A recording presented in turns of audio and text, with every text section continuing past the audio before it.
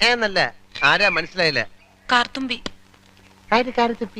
ആരും കാറ് തുപ്പിയൊന്നുമില്ല. എന്റെ പേരാ ഞാൻ പറഞ്ഞത്, കാർത്തുമ്പിന്ന്. നിന്റെ പേര് ഊരുന്ന് എനിക്കറിയണ്ട. എന്തിനാ വണ്ടി കയറിയിരിക്കുന്നതാ ചോദിച്ചേ?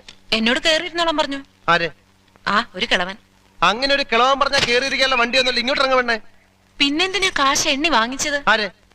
ഒരമ്മാവൻ. ഏതമ്മാവൻ? എനിക്കൊന്നും അറിഞ്ഞൂടാ. പോയി ചോദിക്ക്, അയാളാ ഷാപ്പിലുണ്ട്. ഷാപ്പിൽ? ദേ വരുന്നു. അങ്ങോട്ട് ചോദിച്ചോളൂ എന്താ ചോദിക്കണമെന്ന് വെച്ചാ. അമ്മാവാ. ഇയാൾ എന്തൊക്കെയോ പറയുന്നു. മര്യാദയ്ക്ക് സംസാരിച്ച് ചവിട്ടേണ്ട. ഇയാളാണോ ഈ പെണ്ണിന്റെ കാശ് വാങ്ങിയത്?